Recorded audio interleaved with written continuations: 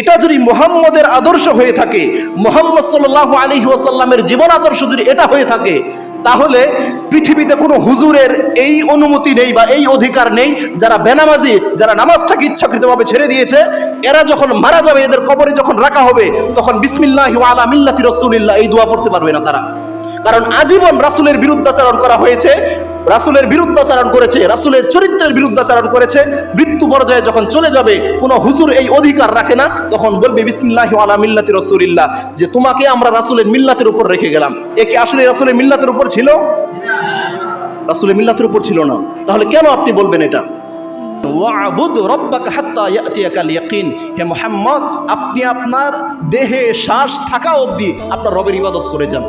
আপনার দেহে শ্বাস যতদিন আছে, নিঃশ্বাস যতদিন আছে, ততদিন আপনি আপনার রবের ইবাদত করে যান। মুহাম্মদ সাল্লাল্লাহু আলাইহি ওয়াসাল্লাম কি এটাকে বাস্তবায়ন করেনি দুনিয়াতে? আল্লাহ নবী সাল্লাল্লাহু আলাইহি ওয়াসাল্লাম মৃত্যুর আগ মুহূর্তে তিনি বারবার বেহুশ হয়ে যাচ্ছেন। আয়েশা রাদিয়াল্লাহু আনহা বলতেছেন যে আল্লাহ নবী সাল্লাল্লাহু আলাইহি ওয়াসাল্লাম বারবার বেহুশ হয়ে যাচ্ছেন। যখন হুশ ফিরতেছে, তখন রাসূল সাল্লাল্লাহু আলাইহি ওয়াসাল্লামের বক্তব্য কী ছিল জানেন? রাসূল সাল্লাল্লাহু আলাইহি ওয়াসাল্লাম বলছিলেন যে ওরা কি সালাত আদায় করে নিয়েছে? ওরা কি নামাজ পড়ে নিয়েছে? ব্যক্তির জীবন চলে যাচ্ছে, তার প্রশ্ন হচ্ছে যে ওরা কি নামাজ পড়ে নিয়েছে কিনা। আর আপনি সুস্থ আছেন, নিরাপদ আছেন, আপনার কোনো ভয়ভীতি নেই, আপনি সক্ষম নামাজ পড়তে, কিন্তু এরপরে পড়েন না। নামাজকে বৃত্তাঙ্গুল দেখান আপনি। রাসূল সাল্লাল্লাহু আলাইহি ওয়াসাল্লাম তার জীবন চলে যাচ্ছে, এই মুহূর্তে তিনি বলতেছেন যে ওরা কি নামাজ পড়ে নিয়েছে কিনা। ওদের নামাজ পড়া হয়েছে। রাসূল সাল্লাল্লাহু আলাইহি ওয়াসাল্লাম যখন একটু সুস্থতা বোধ করলেন, তখন দুইজন সাহাবীর কাঁধে ভর করে তিনি ইশারা করলেন হাত দিয়ে, মুখ দিয়ে বলতে পারলেন না, ইশারা করলেন যে আমাকে মসজিদের দিকে নিয়ে যাও। দুইজন সাহাবীর কাঁধে ভর করে রাসূল সাল্লাল্লাহু আলাইহি ওয়াসাল্লাম মসজিদ নববীর দিকে গেলেন।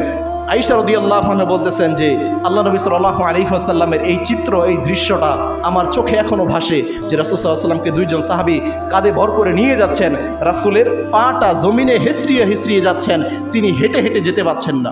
এই অবস্থায় অতঃপর আবু বকর রাদিয়াল্লাহু আনহুর পাশে বসে রাসূল সাল্লাল্লাহু আলাইহি ওয়াসাল্লাম জীবনের শেষ সালাত আদায় করলেন। বসে দাঁড়িয়ে সালাত আদায় করতে পারলেন না। আমার কথা হলো, এটা যদি মুহাম্মদের আদর্শ হয়ে থাকে, মুহাম্মদ সাল্লাল্লাহু আলাইহি ওয়াসাল্লামের জীবন আদর্শ যদি এটা হয়ে থাকে, তাহলে পৃথিবীতে কোনো হুজুরের এই অনুমতি নেই বা এই অধিকার নেই, যারা বেনামাজি, যারা নামাজটাকে ইচ্ছাকৃতভাবে ছেড়ে দিয়েছে, এরা যখন মারা যাবে, এদের কবরে যখন রাখা হবে, তখন বিসমিল্লাহি ওয়া আলা মিল্লাতি রাসূলিল্লাহ এই দোয়া পড়তে পারবে না তারা।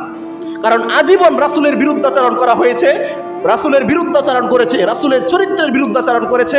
মৃত্যু পর্যায়ে যখন চলে যাবে, কোনো হুজুর এই অধিকার রাখে না, তখন বলবে বিসমিল্লাহি ওয়া আলা মিল্লাতি রাসূলিল্লাহ, যে তোমাকে আমরা রাসূলের মিল্লাতের উপর রেখে গেলাম। এ কি আসলে রাসূলের মিল্লাতের উপর ছিল? রাসূলের মিল্লাতের উপর ছিল না। তাহলে কেন আপনি বলবেন এটা?